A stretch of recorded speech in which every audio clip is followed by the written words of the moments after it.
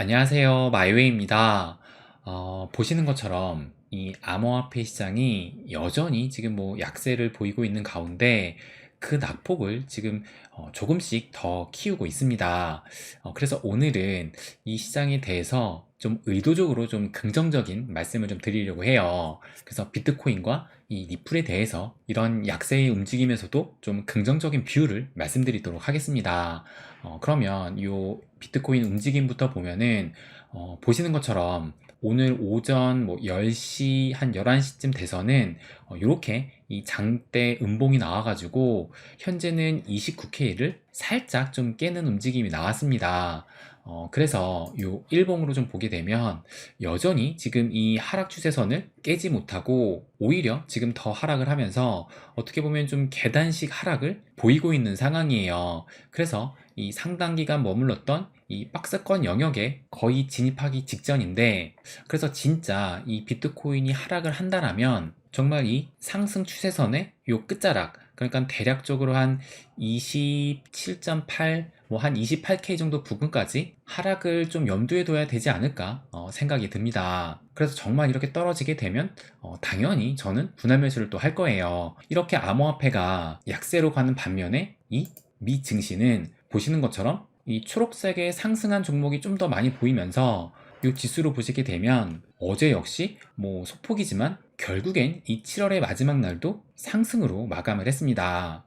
그래서 이 월봉으로 좀 보시게 되면 보시는 것처럼 이 나스닥 같은 경우 현재 5개월 연속 상승을 보이고 있고, 올해 전체적으로 보면 올 1월 이후로 2월달 이때 한 번, 이때만 음봉을 기록한 이후로 지금 7개월 중에 6번을 양봉으로 또 마감을 했어요. 그러면 이 S&P 500은 어떠냐? 보시면 이 S&P 500도 마찬가지로 최근 5개월 연속 이렇게 상승을 했고, 그리고 마찬가지로 올 1월 이후로 2월 달에 한 번 음봉을 기록하고 나머지 6번은 양봉으로 또 마감을 했습니다. 그러면 이 비트코인은 어떠느냐? 요 비트코인 차트를 한번 보시게 되면 보시는 것처럼 이 비트코인 같은 경우는 올 1월 들어서 이 1월에만 39.3%니까 거의 40%에 가까운 상승을 한 이후로, 그 다음 2월에는 상승이라고 보기에는 약간 애매하게 거의 이 도치 캔들로 마감을 했고, 그리고 3월달 양봉, 4월달 양봉, 5월에는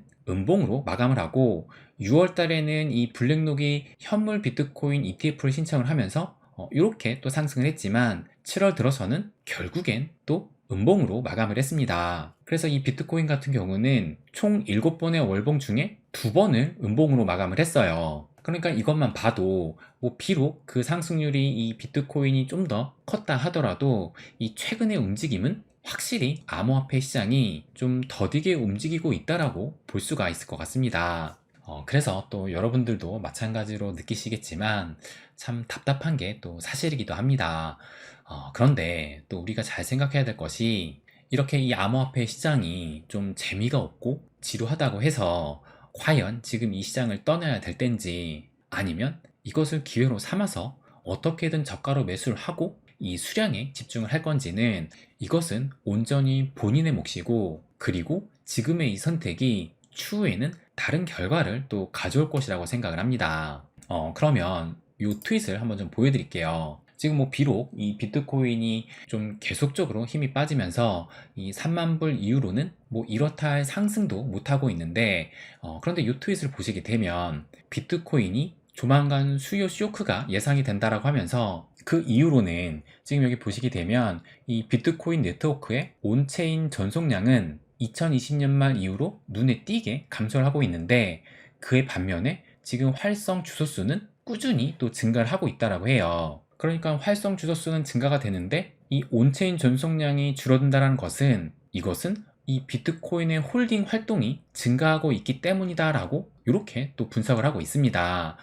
그래서 또 여기를 보시게 되면 이렇게 제한된 공급과 앞으로의 반감기로 인해서 증가된 희소성은 또 이 기간 수요 증가로 이어질 것이고, 이것은 몇 달 뒤 비트코인 가격에 상당한 매수 압력으로 작용할 수 있다고 또 말을 합니다. 그러니까 여기도 지금 기간 수요 증가라고 나왔지만 이 블랙록 하나만 봐도 지금 비트코인 현물 ETF를 신청을 해둔 상황인데, 그래서 결국엔 이 SEC가 이 현물 비트코인 ETF를 승인한다라면 그때 이후로는 이 기관이 이 비트코인을 매수하는 것이 크게 확대될 것으로 보여요.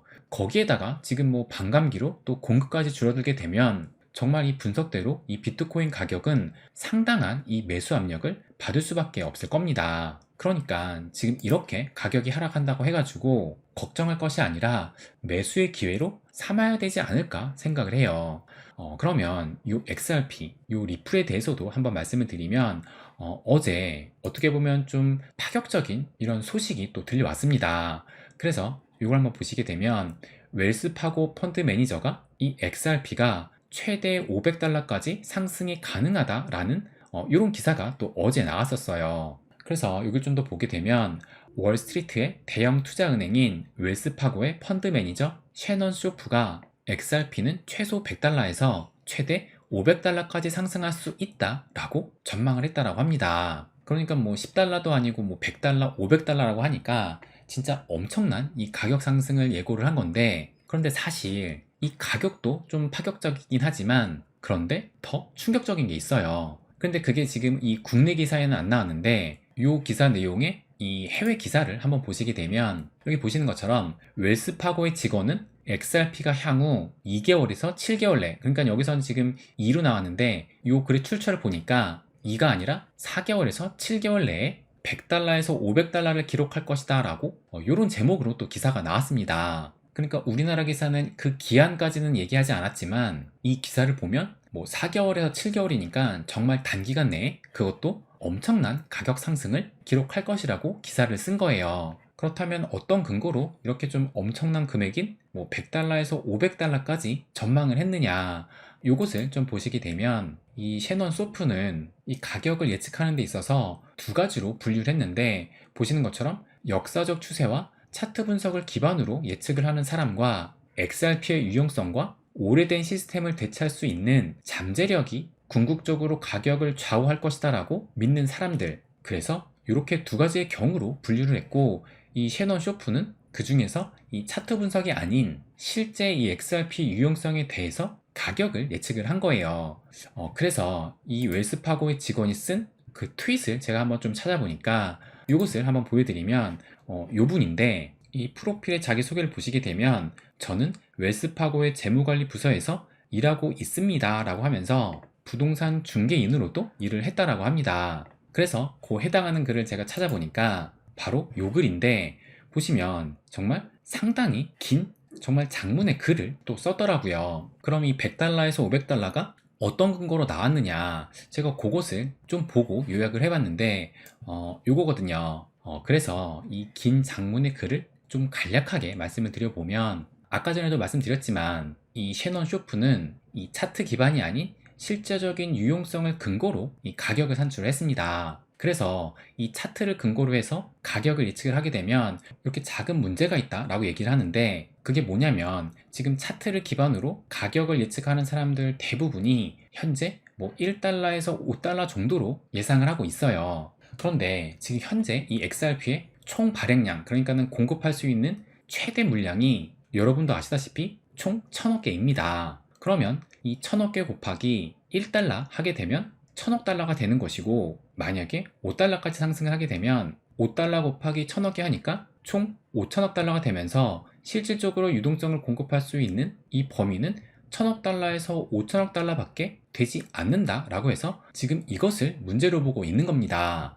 그런데 여기 또 보시는 것처럼 현재 이 스위프트가 하루에 이 달러를 거래하는 가치가 7조 달러라고 하고, 여기에서 리플이 30%만 확보를 한다면 7조 달러 곱하기 30% 하면 2조 1천억 달러가 필요하다라고 해요. 그래서 제가 이렇게 또 써놨는데, 스위프트의 1일 거래 가치가 7조 달러인데 여기에서 리플이 30%만 확보하면 2조 1천억 달러의 유동성이 필요하다라고 이렇게 또 써놨고, 그런데 또 이 스위프트의 국경 간 거래뿐만 아니라 여기 보시게 되면 이제 은행권에서도 또 거래가 이루어지게 되면 현재 이 JP모건 같은 이 최상위 은행에서 하루에 8조 달러가 자금이 움직인다라고 해요. 그런데 여기에서 10%만 가져온다 하더라도 8천억 달러의 유동성이 또 필요하다라고 합니다. 그래서 또 이렇게 써놓은 것이 JP모건 같은 최상위 은행권의 1일 거래량이 8조 달러 규모인데 여기에서 리플이 10%만 가져와도 8조 달러 곱하기 10% 하게 되면 8천억 달러의 유동성이 또 필요하다라고 말을 하는 겁니다. 그런데 여기 보시는 것처럼 이것은 크로스보더 트랜잭션, 그러니까 국경 간 송금 거래만 포함을 한 것이고, 뭐 파생이라든지 부동산, CBDC, 뭐 NFT 등은 포함을 하지도 않았다라는 거예요. 그래서 실제로는 더 많은 유동성이 필요하다라고 보는 것이고, 여기를 보시게 되면 나의 가격 예측은 100에서 500달러 선인데, 그런데 여기 보시면 쇼텀 4개월에서 7개월 내에 이 100달러, 500달러를 지금 전망을 하고 있다고 합니다. 왜 그러냐? 그래서 여길 보시게 되면, 그래서 이 리플이 유동성을 공급을 하게 된다라면, 여기 보시는 것처럼 뭐 스위프트가 7조 달러를 거래를 하는데 그 중에서 30%만 확보를 해도 2조 1000억 달러고, 또 JP모건 같은 최상위 은행권도 하루에 8조 달러, 그 중에서 리플이 10%만 담당을 해도 8천억 달러의 유동성이 필요하게 되는데, 그런데 또 은행이 이 JP모건만 있는 게 아니잖아요. 그래서 또 수십 수백 개의 은행이 이 XRP를 사용을 한다라면 또 더 많은 이 유동성이 필요할 것이고, 거기에다가 지금 뭐 파생, 또 이런 자산화 토큰, 또 CBDC, 또 이런 분야까지 포함을 하게 된다라면 최소한으로 봤을 때 5조 달러가 필요하게 될 것이고, 그리고 실제 리플이 1000억 개긴 하지만 개인도 가지고 있고 뭐 여러 이유 등 해가지고 실질적으로 이 유동성으로 사용될 수 있는 개수를 500억 개로 보게 된다라면 이 리플의 가격이 100달러가 돼야 한다라고 보는 것이고, 이 5조 달러가 아니라 보다 좀 넉넉하게 이 25조 달러의 유동성이 필요하다라고 본다라면, 마찬가지로 리플 500억 개 곱하기 500달러를 해야 이 25조 달러의 유동성을 만들 수 있다라고 지금 분석을 하고 있는 겁니다. 그래서 지금 그 얘기가 여기에 지금 나오고 있는 거예요. 그런데 또 재밌는 것은 이 트윗을 보시게 되면 또 누군가가 실질적으로는 그 수요가 더 많을 것이다 라고 얘기를 하니까, 여기 보시는 것처럼 나는 의도적으로 내 가격 예측을 보수적인 측면에서 이야기했다라고 말을 합니다. 그러니까 지금 뭐 100달러, 500달러도 보수적으로 또 평가를 했다라는 거예요. 그래서 뭐 가격적인 것도 놀랍긴 한데, 이 4개월, 7개월 내에 이렇게 예상을 한다라는 것이 어떻게 보면 정말 좀 충격적이긴 한데, 그럼 저의 생각은 어떠하냐? 그것에 대해서 또 잠깐 말씀을 드리면, 일단 요 셔넌 쇼프를 보니까 지금 뭐 웰스파고의 재무관리 부서에서 일을 하고 있다라고 하지만, 이 다른 트윗을 쭉 보니까 이 XRP에 대한 글이 또 굉장히 많은 편이고, 그리고 또 최근에 이 글을 봐도 뭐 XRP에 관해서 얘기를 해보자 라고 하면서 이때도 또 마찬가지로 이렇게 장문에 또 글을 올리기도 했어요. 그래서 지금 이 셰넌 소프를 보시는 것처럼 웰스파고의 펀드 매니저 이전에 XRP의 빅팬으로 봐야 될 것 같고, 꼭 이 기사를 보면 이 웰스파고 펀드 매니저가 어떻게 보면 뭔가 공식적인 리포트에서 말한 것처럼 보이긴 하지만, 실질적으로는 이런 리포트의 일부 내용이라고 보기보다 우리와 같은 이 XRP의 빅팬으로서 현실적인 송금 규모를 파악을 해서 산출한 개인 의견이다라고 봐야 하지 않을까 생각을 합니다. 그렇다고 뭐 이게 말이 안 되는 의견이냐? 저 역시 충분히 가능한 전망이다라고 생각을 해요. 그래서 저도 예전부터 이 리플이 국경 간 송금과 뭐 브릿지 커런시로 사용이 된다라면 큰 가격 상승을 기대할 수 있다라고 말씀을 또 드리기도 했었고, 그래서 일부 물량은 좀 끝까지 가져가 봐야 된다라고 말씀을 또 드리기도 했어요. 그런데 현실적으로 그런 날이 오려면은 아직은 많은 시간이 좀 필요하다라고 또 그렇게 또 말씀을 드리기도 했습니다.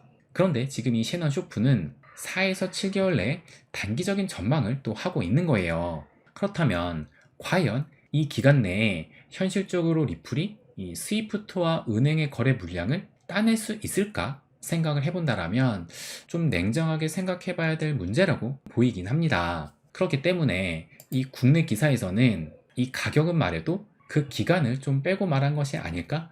그런 생각이 또 들기도 하더라고요. 뭐 어쨌든 그 기간이 좀 너무 짧아서 그것이 좀 걸리긴 하지만, 뭐 이런 이론적인 근거는 충분히 가능성이 있다라고 봅니다. 그러니까 이것은 이 리플사가 앞으로 얼마나 확장 가능하냐의 문제일 거예요. 그리고 제가 말씀드린 것 중에 하나가, 사실 이런 뭐 100달러, 500달러는 그렇게 큰 의미는 없다고 봅니다. 왜냐면 이렇게 이 XRP가 뭐 국경 간 송금, 또 CBDC 등 이렇게 실제 송금에 사용되기도 전에 이 암호화폐 시장 볼륨 자체가 커지면서 이 가격은 5달러, 10달러가 갈 것이다 라고 예상을 하고, 그래서 진짜 5달러, 10달러가 된다라면 지금 상당수의 기존 홀더들은 아마 대부분 다 팔 것이라고 생각을 합니다. 그러니까 정말 이 100달러, 500달러까지 간다 하더라도 지금 가지고 있는 이 물량을 전부 가져가기는 또 쉽지가 않을 거예요. 그래서 이 일부 물량은 별도로 관리를 하고 그 물량은 끝까지 가져가 볼 필요가 있다라고 말씀을 또 드리는 겁니다. 그래서 아무튼 이 기사가 어떻게 보면 이 희망회로가 가득한 좀 그런 분석이긴 했지만 이것이 불가능한 것만도 아닐 거예요. 그리고 매사 부정적이고 뭐 폭락할 것으로 보는 사람보다 긍정적이고 희망을 보는 사람이 오히려 부를 만든다라는 측면에서 이런 기사도 봐야 되지 않을까 생각을 합니다. 네, 그럼 오늘은 여기까지 하겠습니다. 항상 제 이야기 끝까지 들어주셔서 감사드립니다. 부자가 되는 길, My Way.